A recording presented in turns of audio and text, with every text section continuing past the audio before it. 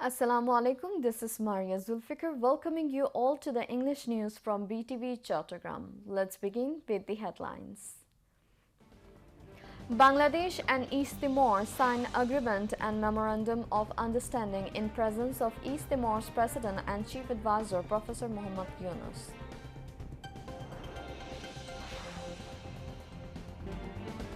Nations set to celebrate Victory Day in jubilance through various programs including 31 gun salute and placing of wreaths at monuments and memorials.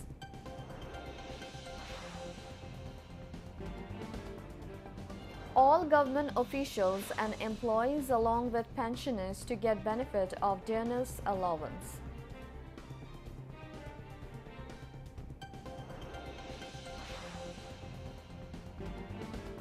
Number of children and elderly patients due to cold-related diseases. Increase in hospitals following severity of winter.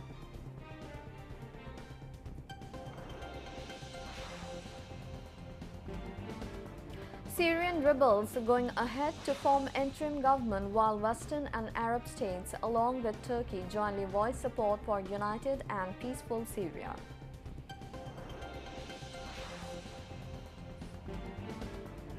And Bangladesh to face off West Indies in first of three-match T20 series at Kingston tomorrow.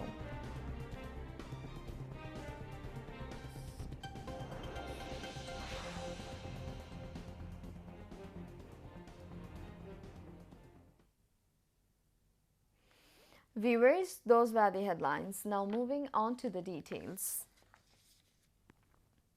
Bangladesh and East Timor have signed an agreement on visa exemption for diplomatic and official passport holders. The two nations also inked a memorandum of understanding on establishment of bilateral consultation mechanism.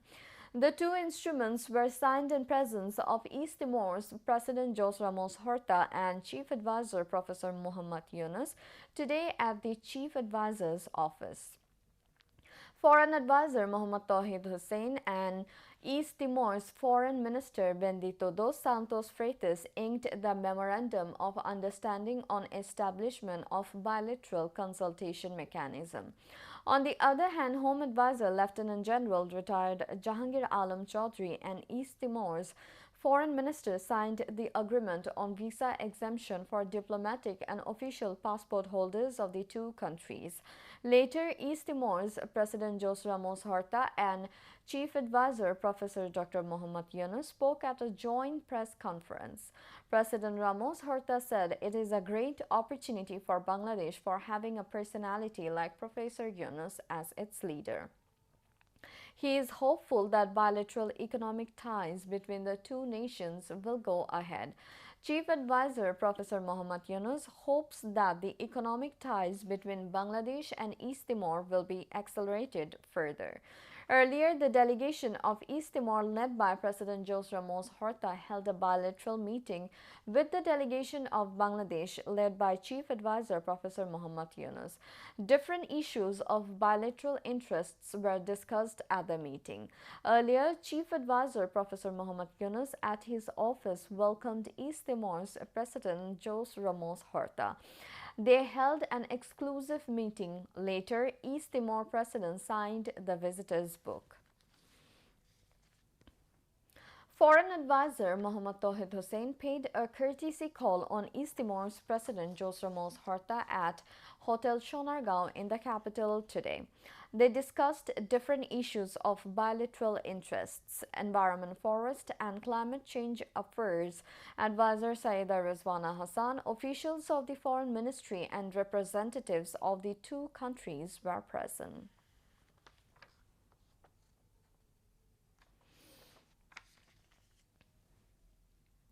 Later, East Timor's President Jose Ramos Horta went to the cantonment. Chief Advisor Dr. Mohammad Yunus welcomed him.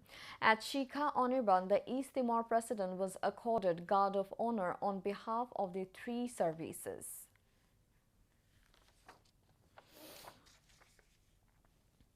The nation is set to celebrate the Victory Day, the most precious day of the Bengalis, on December 16 as the country was liberated from the Pakistani occupation forces on that day in 1971 after a 9-month-long blood-stained war of liberation. On December 16 in 1971, Bangladesh was born as an independent country at the cost of supreme sacrifice of 3 million people and the honor of nearly half of a million women. The programs marking the Victory Day will include a 31-gun salute, placing of wreaths at the monuments to pay homage to martyrs, hoisting of the national flags atop all government, semi-government and private offices, as well as offices of autonomous bodies across the country. The Victory Day programs also include decorating city streets and illumination of important buildings and establishments, roads and street islands at night.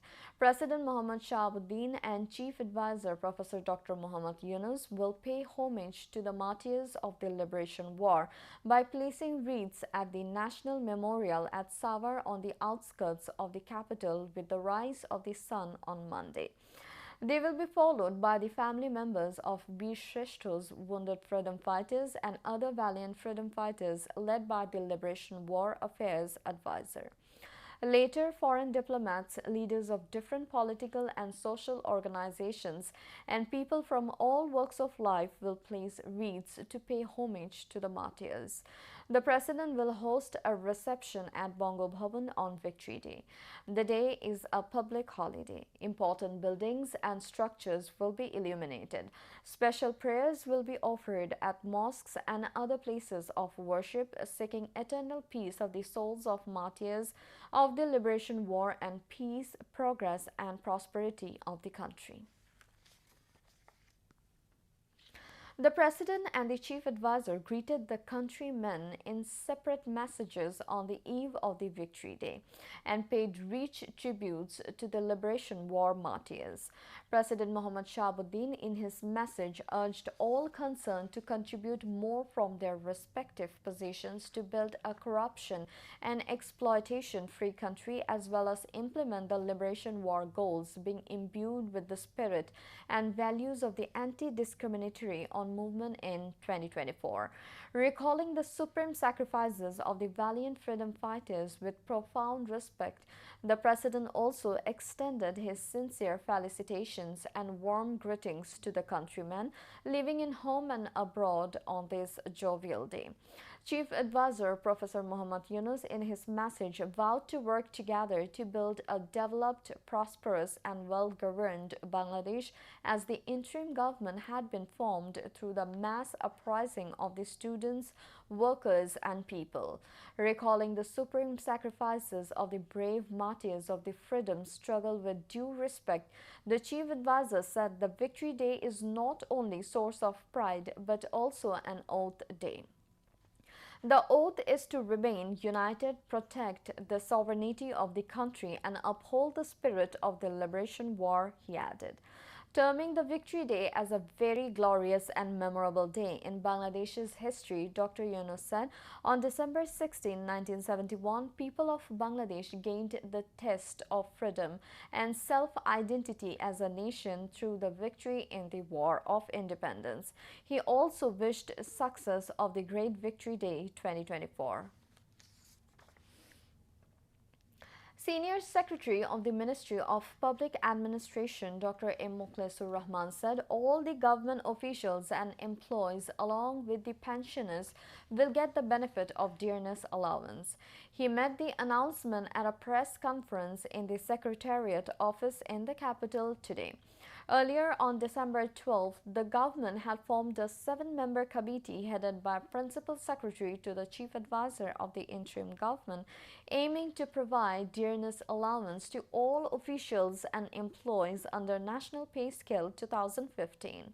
The committee will review the applicability and availability of the allowance and submit necessary recommendations on the matter, according to the committee resolution. People are being affected by cold-related diseases as the severity of winter has increased. The diseases related to winter are more dangerous to children and the elderly than common seasonal illness, due to which the number of children and elderly patients increases in the hospital. The cold-related diseases have increased in the hospitals of the district. Doctors said children under 1 year of age are especially at risk during the winter. Proper care along with timely treatment of affected children is essential. The district civil surgeon said adequate treatment facilities have been made for the patients in Chattogram Medical College Hospital and health complexes in 14 upazilas, as the number of children and elderly patients has started increasing in the district hospitals.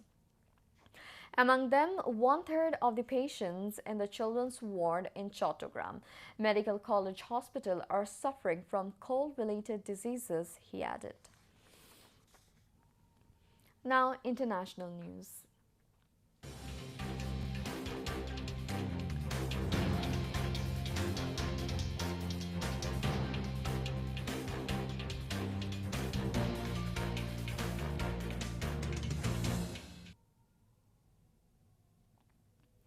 Syrian rebels are going ahead to form an interim government. Existing Prime Minister will hand over the power to the new government after its formation.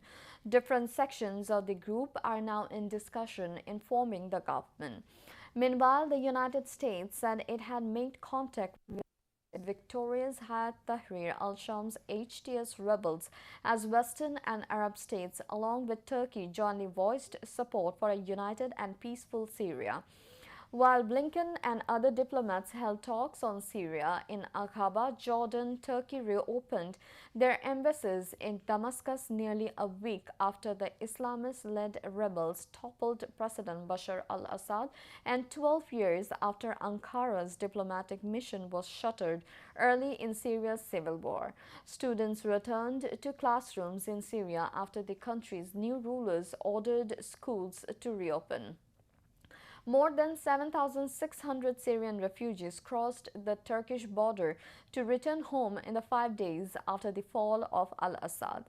Israel's Air Force carried out 61 missile attacks on military sites across Syria, while ground troops destroyed roads, power lines and water networks in southeastern Quneitra. U.S. news network ABC News agreed to pay $15 million to U.S. President-elect Donald Trump to settle a defamation lawsuit after its star anchor falsely said he had been found liable for rape. George Stephanopoulos made the statements repeatedly during an interview on 10 March this year while challenging a congresswoman about her support for Trump. A jury in a civil case last year determined Trump was liable for sexual abuse, which has a specific definition under New York law. As part of Saturday's settlement, ABC will also publish a statement expressing its regret for the statements by Stephanopoulos. According to the settlement, ABC News will pay the amount as a charitable contribution to a presidential foundation and museum to be established by or for plaintiff, as presidents of the United States of America have established in the past. The network also agreed to pay $1 million towards Trump's legal fees. Now, sports news.